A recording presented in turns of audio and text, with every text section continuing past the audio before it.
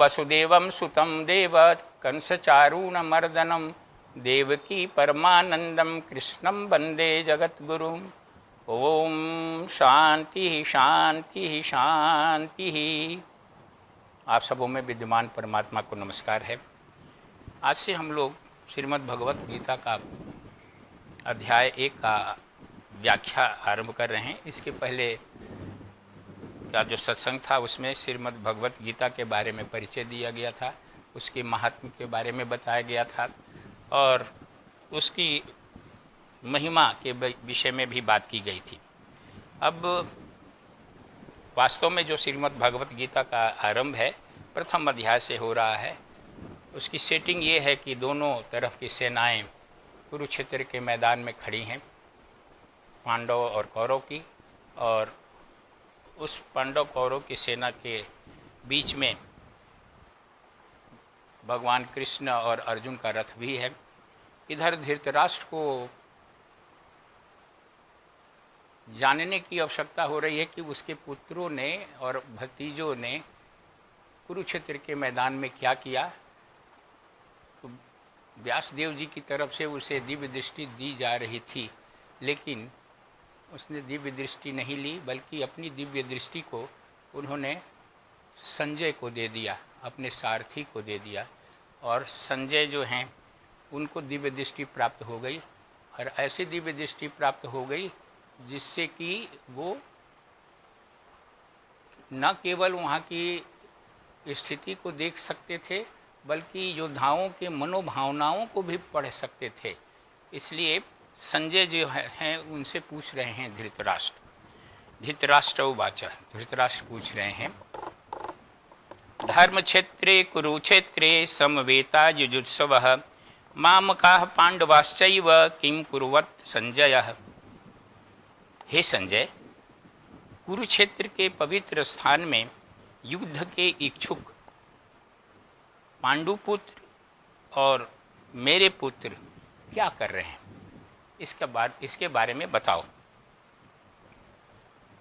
ये प्रश्न है पहला धृतराष्ट्र का। शाब्दिक अर्थ में तो ये लग रहा है कि लड़ाई के मैदान में दोनों सेनाओं के बीच की स्थिति के बारे में जानना चाह रहे हैं धृतराष्ट्र। लेकिन गीता एक रहस्यमय ग्रंथ है, इसमें प्रतीकात्मक बात कही गई है, प्रतीक बात कही गई है। ये जो महाभारत का युद्ध धर्म क्षेत्र कुरुक्षेत्र में हो रहा है, ये धर्म क्षेत्र कुरुक्षेत्र वास्तव में हर व्यक्ति का चित्त है, अपना हृदय है, और इस हृदय में ही आध्यात्मिक संघर्ष चलता है। हर व्यक्ति के हृदय में निरंतर आध्यात्मिक संघर्ष चलते रहता है। व्यवहारिक दृष्टि से धृतराष्ट्र तो राजा है, लेकिन वो मद में, अहंकार में और अपने अभिमान में अंधा हो चुका है। जो व्यक्ति अहंकारी होता है, जो मदशील होता है, जो अनेक प्रकार के अभिमान से में ग्रसित रहता है, वो धृतराष्ट्र की तरह अंधा हो जाता है। और अंधे व्यक्ति को जैसे सही रास्ता दिखता नहीं है, वैसे ही ये इस युद्ध में जो अहंकारी व्यक्ति होते हैं उनको सत्य का मार्ग दिखाई नहीं पड़ता है। संजय जो है वो अंतरात्मा की सात्विक आवाज़ है, अंतरात्मा की आवाज़ है, दिव्य दृष्टि उसको प्राप्त है। संजय धृतराष्ट्र का सारथी है, लेकिन इसको एक तरफ तो दिव्य दृष्टि प्राप्त है जो सत्य को देखती है, और दूसरी तरफ वो धृतराष्ट्र यानी निम्न मन के साथ भी उसका संपर्क है। ये आध्यात्मिक अंतरात्मा की आवाज़ है जो दोनों के बीच में, निम्न मन और उच्च मन के बीच की कड़ी है।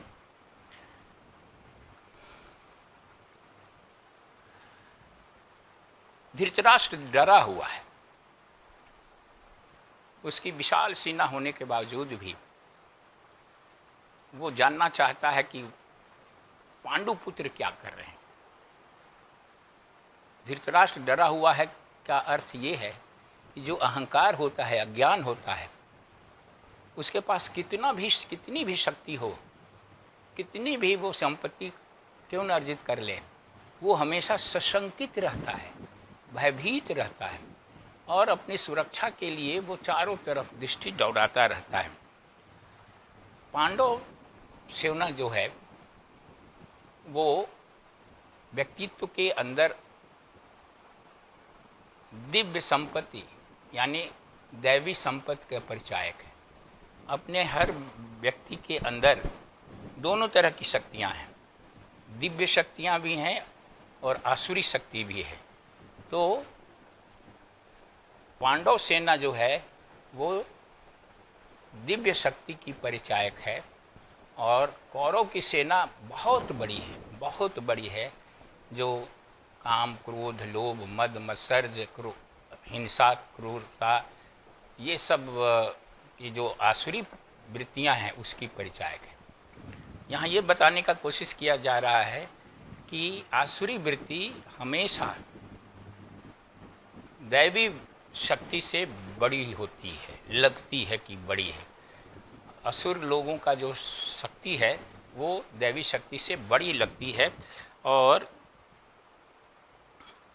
वो अधर्म, असत्य, हिंसा, क्रूरता इस पर टिकी हुई होती है। कौरव की सेना जो है इन्हीं दुर्गुणों का प्रतीक है, पांडव की सेना सद्गुणों का परिचायक है। जहाँ ये दोनों सेनाएं मिलती हैं, आसुरी शक्ति और दैवी शक्ति, वो मानव मन का प्रतीक है। मानव मन में, आपके अपने मन में ही ये युद्ध होता है, आसुरी शक्ति और दैवी शक्ति में। और इस युद्ध में अब आप यदि आसुरी वृत्ति के हैं, आसुरी शक्ति से प्रभावित हो जाते हैं तो उसके साथ चले जाते हैं। यदि आप दैवी संपत्ति की तरफ उन्मुख होते हैं तो आप जो हैं दैवी संपत्ति की तरफ यानी शुभ गुणों की तरफ उन्मुख हो जाते हैं। यही जीवन का भयंकर संग्राम है। प्रथम अध्याय को अर्जुन विषाद योग भी कहते हैं, क्योंकि आगे चल करके आप देखिएगा कि अर्जुन जो है वो दोनों सेनाओं को देखने के बाद भ्रमित हो जाता है और वो व्यक्ति की मानसिक अवस्था का परिचायक है, जो भगवान कृष्ण के अमर उपदेश से फिर सही मार्ग पर आता है। जब ये आसुरी और दैवी शक्ति के बीच में संघर्ष चलता है तो अच्छे से अच्छे व्यक्ति भी वो टूट जाते हैं, निराश हो जाते हैं, आसुरी वृत्ति के सामने घुटने टेक देते हैं, हथियार डाल देते हैं और वो आसुरी वृत्ति को समाप्त करने के लिए हताश उदास हो जाते हैं। तो यही स्थिति अर्जुन की होती है। आगे आपको अर्जुन अपनी बात बताता है। इसको इसीलिए इस अध्याय का नाम जो है अर्जुन विषाद योग है। संजय उवाच दृष्ट्वा तु पांडवानीकं व्यूढ़ं दुर्योधनं सदा आचार्यम उपसंगम्यम राजा वचनम ब्रवीत। तब संजय कहते हैं कि पांड्यों की व्यूह रचना और सेना को देखकर दुर्योधन अपने गुरु द्रोणाचार्य के पास जाता है और कहता है। ये संजय आंख से देख रहे हैं जो वहाँ का दृश्य, उसका वर्णन कर रहे हैं धृतराष्ट्र से। पश्येतां पांडुपुत्राणाम आचार्यं महती चमुं व्यूढ़ां द्रुपद पुत्रेण तव शिष्येण धीमता। हे गुरुदेव, संजय कहते हैं कि दुर्योधन द्रोणाचार्य से कह रहा है, हे गुरुदेव देखिए, पांडवों की सर्वशक्तिमान सेना द्रुपद के पुत्र धृष्टद्युम्न के सेनापतित्व में युद्ध के लिए तैयार है। वह आपका बुद्धिमान शिष्य है द्रुपद द्रोणाचार्य का मित्र थे और उन्हीं का पुत्र धृष्टद्युम्न जो था वो पांडवों का सेनापति था। और द्रोणाचार्य ने धृष्टद्युम्न को भी पढ़ाया था, उसको भी शास्त्र की शिक्षा दी थी। तो वो दुर्योधन द्रोणाचार्य से कह रहा है कि आपके शिष्य धृष्टद्युम्न द्वारा व्यूह रचना की गई है और पांडवों के सेना को बहुत सुंदर से ये सजाया हुआ है। आप ही ने तो उसको पढ़ाया था और आप देखिए आपके अगेंस्ट में ही वो जो है अब व्यूह रचना करके खड़ा है। थोड़ा व्यंग भी करता है। दुर्योधन सबसे पहले इस रंगमंच पर आता है। आसुरी और दैवी शक्ति के बीच में जब संग्राम होने लगता है तो सबसे पहले जो बाहर की तरफ अभिव्यक्ति होती है वो आसुरी शक्ति की होती है। आसुरी शक्ति दुर्योधन है जो सबसे पहले आता है और जो काम, क्रोध, लालच और दूसरी बुराइयों का प्रतीक है। वो अहंकार का अवतार है। अहंकार यानी धृतराष्ट्र से पैदा हुआ है, अहंकार से उत्पन्न है। भगवान कृष्ण के द्वारा सुरक्षित पांडवों की सेना को देख करके दुर्योधन के मन में भय उत्पन्न होता है। यद्यपि पांडवों की सेना से बहुत अधिक मात्रा में, संख्या में कौरवों की सेना है, लेकिन फिर भी अंदर से वह सुरक्षित नहीं है। वो इस बात का परिचायक है कि निगेटिव शक्तियाँ, ऋणात्मक शक्तियाँ कितना भी अपने को मजबूत कर ले, कितना भी गोले, बंदूक, तलवार ये वो रख ले, लेकिन वो अंदर से डरी हुई होती हैं, आंतरिक रूप से डरी हुई होती हैं। और दैवी शक्ति जो है हमेशा ईश्वर में शरणागति भाव से रहने के कारण वो महसूस करता है कि वो पूरी तौर से सुरक्षित है, परमात्मा उसे विजय प्रदान करेंगे और इस निश्चितता के कारण वो पूरी तौर से निश्चिंत रहता है।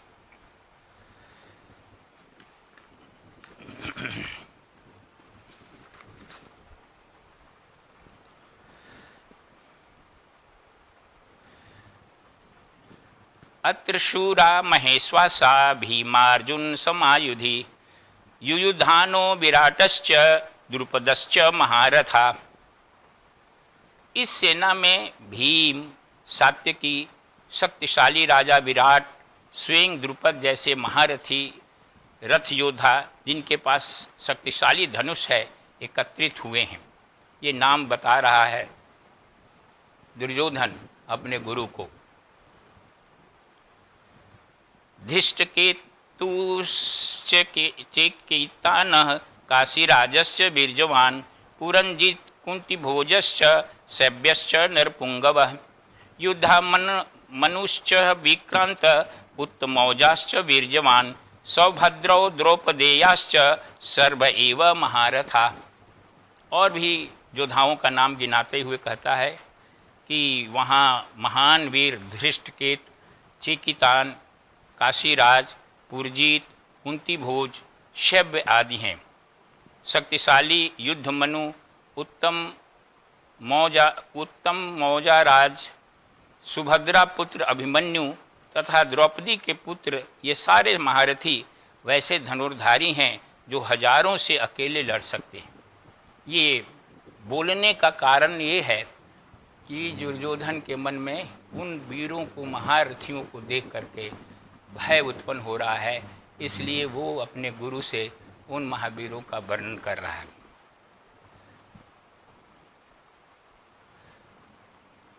अभी जो है पांडवों के सेना के महारथियों का वर्णन हुआ है। अब ये जो है दुर्योधन अपने तरफ के महारथियों के बारे में आचार्य को बता रहा है। अस्माकं तु विशिष्टाश्च ये तानि बोध द्विजुतम नायका मम सैन्यश्च सजज्ञार्थां तान् ब्रवीम्यते।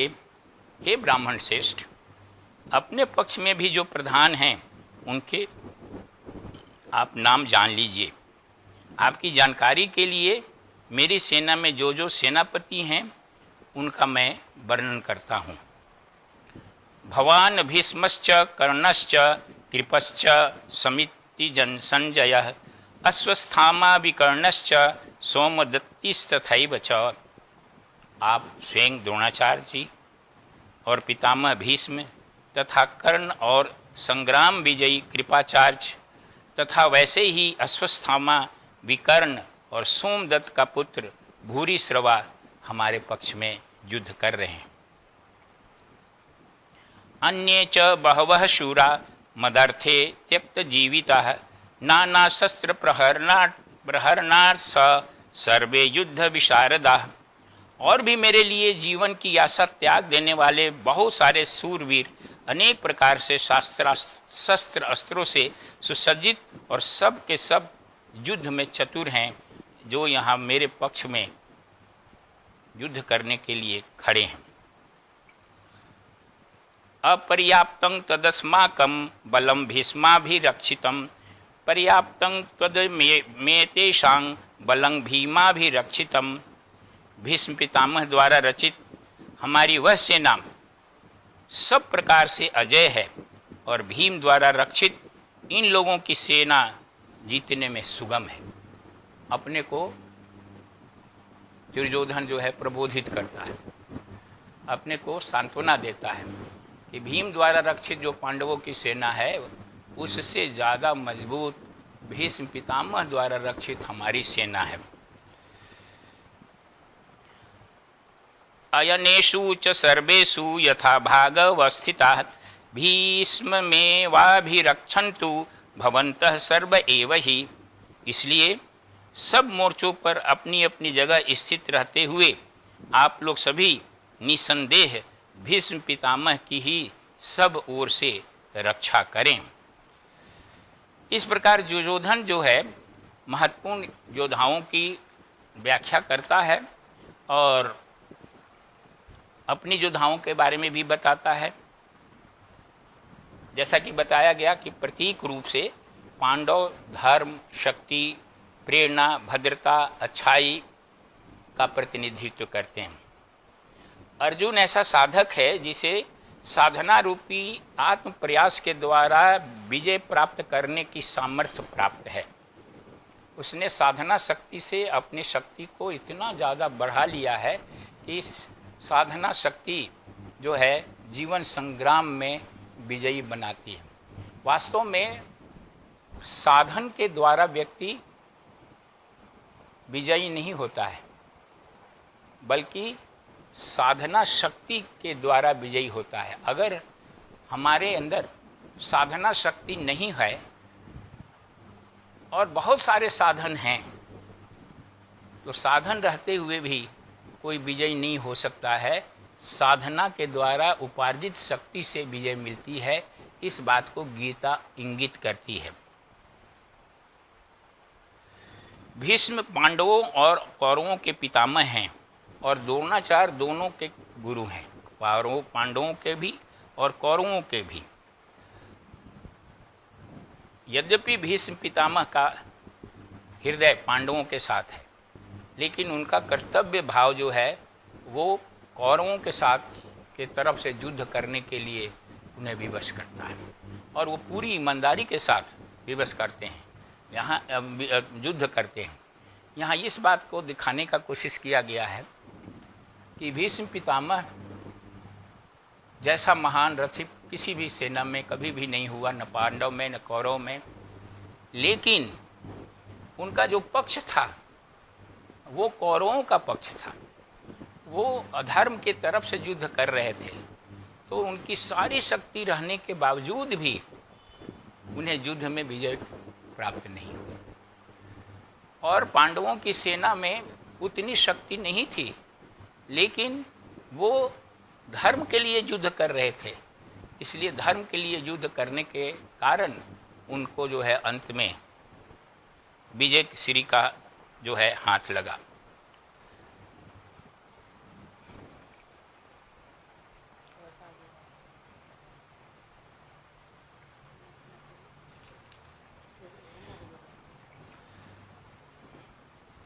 तस्य संजनन्यन्न हर्षं कुरु वृद्ध पितामह सिंहनादं विनद्योच्चै शंखं दध्यौ प्रतापवान। कौरवों में वृद्ध बड़े प्रतापी पितामह भीष्म ने उस दुर्योधन के हृदय में हर्ष उत्पन्न करते हुए उच्च स्वर से सिंह की दिहाड़ समान गर्जन कर शंख बजाया। चूंकि दुर्योधन घबराया हुआ था, वो कभी जा रहा था गुरु के पास, इधर और उधर की सेना का वर्णन कर रहा था, तो भीष्म पितामह को ये ज्ञात हो गया कि ये जो है घबराया हुआ है, तो उसके मन में हर्ष उत्पन्न करने के लिए, उत्साह भरने के लिए कौरवों में जो सर्वश्रेष्ठ पितामह भीष्म जो हैं वो अपना शंख बजा करके उसे उत्साहित किया। भीष्म को आंतरिक रूप से ये विश्वास था कि पांडवों का पक्ष धर्म का पक्ष है, अतः धर्म पक्ष की जीत निश्चित है। ये वो जानते थे और जानने के बावजूद भी उन्होंने अपनी तरफ से कौरवों की जीत के लिए कोई कसर उठा नहीं रखी।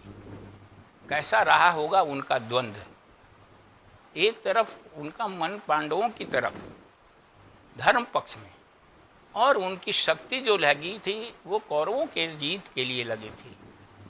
किस तरह से उन्होंने अपने आप को संतुलित किया होगा। उन्होंने अपनी व्यक्तिगत भावनाओं को अपने कर्तव्य से अलग रखते हुए दुर्योधन के लिए युद्ध किया। सिंह के समान गर्जन करते हुए भीष्म यह प्रदर्शित करते हैं कि अपने राजा के लिए वे अपने प्राण तक न्यौछावर कर सकते हैं। उसको अश्योर कर रहे थे दुर्योधन को कि डरो नहीं, हम तुम्हारे साथ हैं।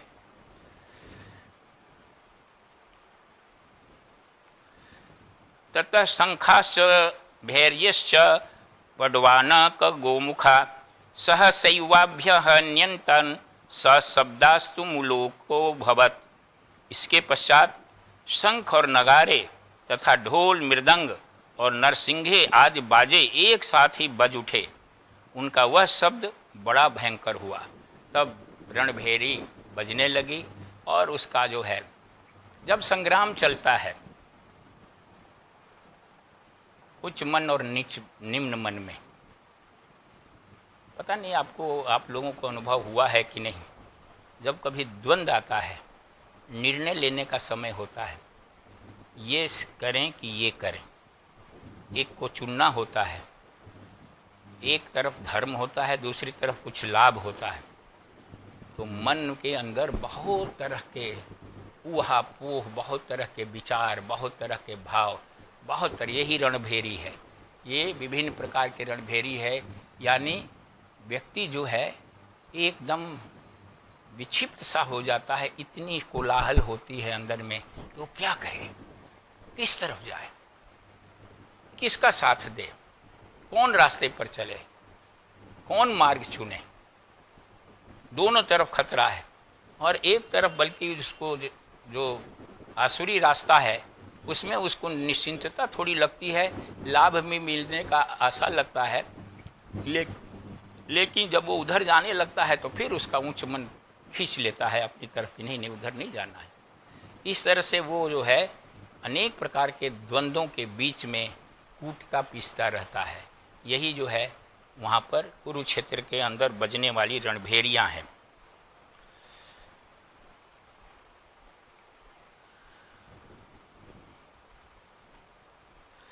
ततः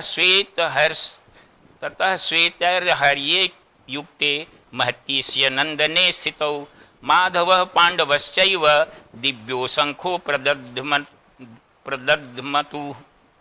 इसके बाद सफेद घोड़ों से युक्त उत्तम रथ में बैठे हुए श्री कृष्ण महाराज और अर्जुन ने भी अपने अलौकिक शंख का वादन किया।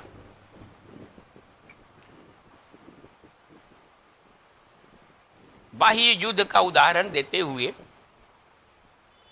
गीता ये संदेश देती है कि मन रूपी युद्ध क्षेत्र में होने वाला अंतर द्वंद्व, अंतर्युद्ध इससे कहीं अधिक उग्र होता है।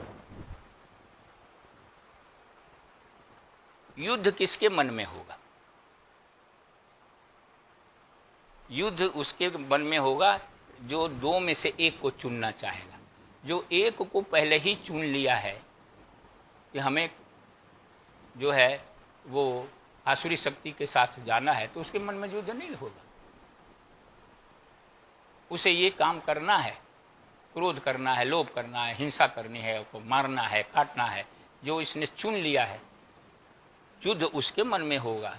एक तरफ तो उसे इन सारी चीज़ों से कहीं न कहीं विरक्ति है, दूसरी तरफ उसे सद्गुण की चाहना भी है, लेकिन सद्गुण के रास्ते पर चढ़ने में उसे बहुत डर लगता है, उसकी शक्ति नहीं मिलती है, उसमें विश्वास नहीं होता है, उसमें आत्मशक्ति का अभाव रहता है, संकल्प शक्ति का अभाव रहता है। तो जिधर उसको सुरक्षा, जिधर उसको कुछ लाभ मिलता दिखता है, उधर ढलक जाता है।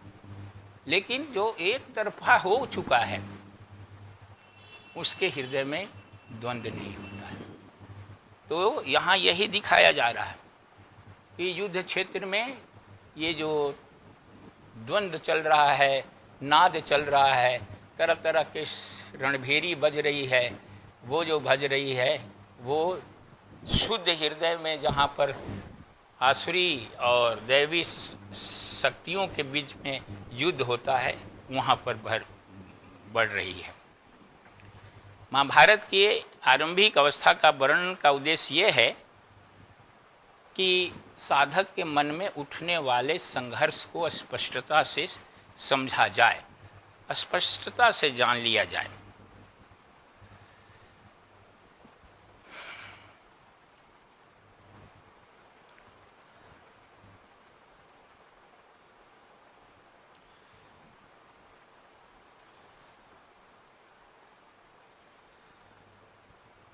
पांचजन्यं हृषिकेशो देवदत्तं धनंजय पौंड्रं दंधवो महाशंखम भीमकर्मा बकोदरा। श्री कृष्ण महाराज ने पांचजन्य नामक, अर्जुन ने देवदत्त नामक और भयानक कर्म वाले भीमसेन ने पौंड्र नामक महाशंख बजाया।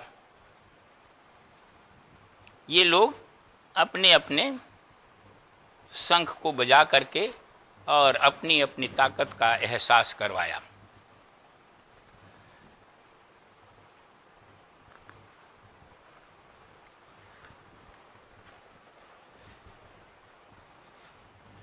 भगवान श्री कृष्ण ने पांचजन्य नामक शंख बजाया और अर्जुन ने देवदत्त नामक शंख बजाया। भीम ने जो है वो पौंड्र नामक शंख बजाया। भगवान श्री कृष्ण को ऋषिकेश कहा जाता है, जिसका अर्थ होता है इंद्रियों का शासक, इंद्रियों पर शासन करने वाला। और इसका गुह्य अर्थ है कि जो स्वयं को परमात्मा को समर्पित कर दिया है, वो बिना किसी प्रयत्न के अपनी इंद्रियों का स्वामी बन जाता है। क्योंकि मानवीय अहंकार के लिए सारे प्रयासों के पश्चात भी इंद्रियों पर पूर्ण नियंत्रण प्राप्त करना असंभव है। पांचजन्य नामक राक्षस को भगवान श्री कृष्ण ने मारा था। बाद में वो शंख का रूप में बदल गया और उसे शंख प्राप्त, वो जो शंख बना, वो शंख राक्षस रूपी पंच तत्वों से बने इस सांसारिक भ्रम को दूर करने वाला है। अर्जुन को दैवी संपत्ति का विजेता कहा जाता है, क्योंकि साधक आसुरी वृत्तियों को सहारा कर ही यह दैवी संपत्ति प्राप्त करता है।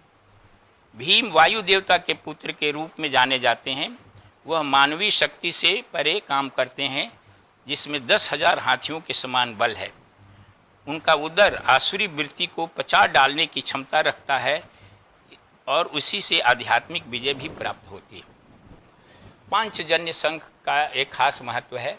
पांचजन्य जो है, ये जिसको भगवान कृष्ण शंख को बजाते हैं, जो एक राक्षस था।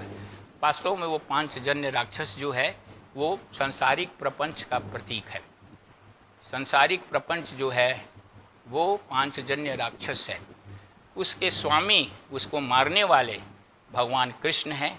और उस कृष्ण के स्वामित्व में ये समस्या ये सांसारिक प्रपंच है, उसको जीता जा सकता है।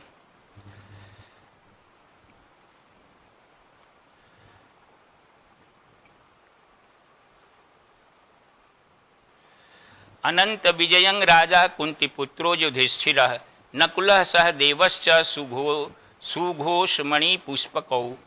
कुंती पुत्र राजा युधिष्ठिर ने अनंत विजय नामक और नकुल तथा सहदेव ने सुघोष और मणिपुष्पक नामक शंख बजाए।